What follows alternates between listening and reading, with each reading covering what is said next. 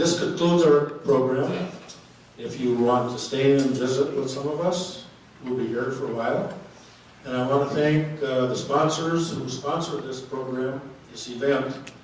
It includes Jobs for Minnesotans, Ely Echo, and our two organizations, Up North Jobs, and Mighty Minnesota's the Fifth.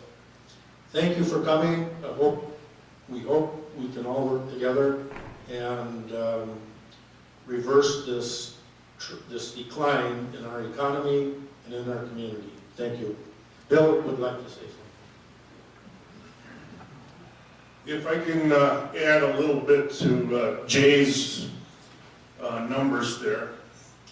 You know, at one time, Ely had 1,775 students in the school here. That's not counting the college. That was K through 12. Today we have 540. We probably had 100 teachers back with 1,775 students. And when I was on the school board, we were in the low 30s for teacher numbers.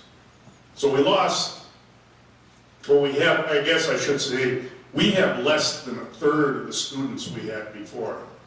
And same thing with the teachers.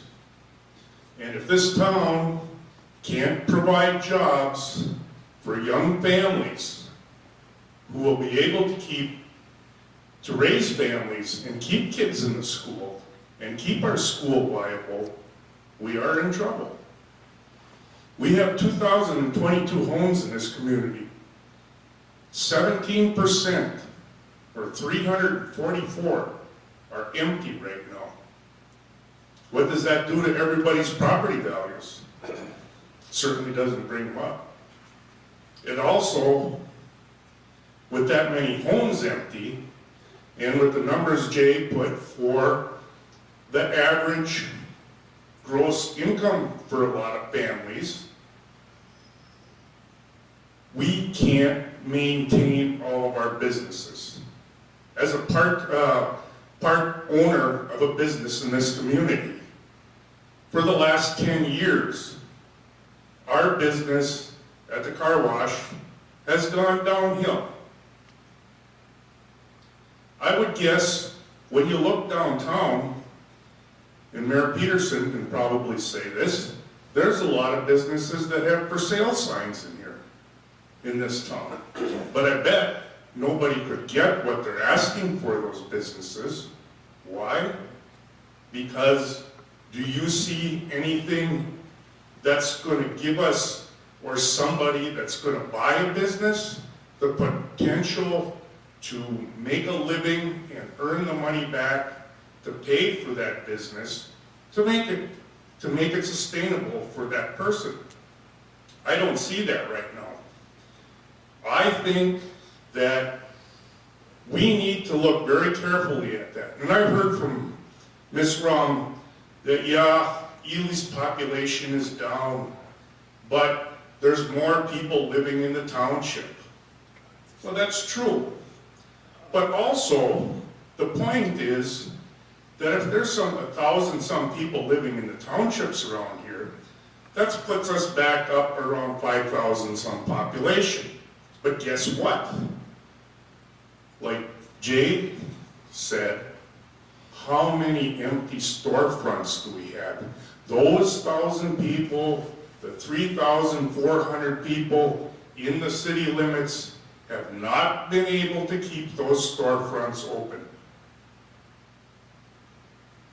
And we do not need to continue to see that decline.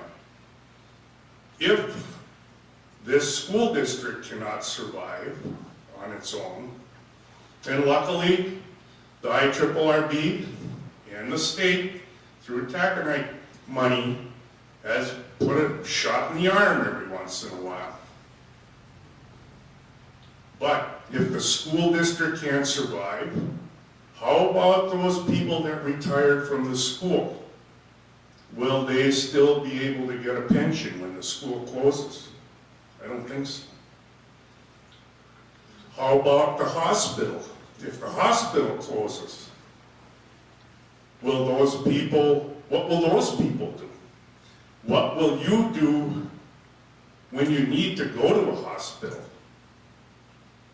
you have to go to Virginia or maybe Duluth. So I think there's a lot of things to look at. I think the potential for growth is here for if polymet and twin metals and the other copper nickel non-ferrous mining ventures can proceed and be profitable and do it in an environmentally responsible way, we've got a good outlook. Otherwise, I don't know, to me it's not looking real good. But I hope that through these processes, that through the DNR and the EPA and the Corps of Engineers, that these jobs and everything can come along and we can do it environmentally responsible and put a spark of life back into this community. Thank you, Brett. Someone else like to make? No, I was just going to suggest to Mr. Erzar, he's got to expand his horizons and have a canoe wash besides the car.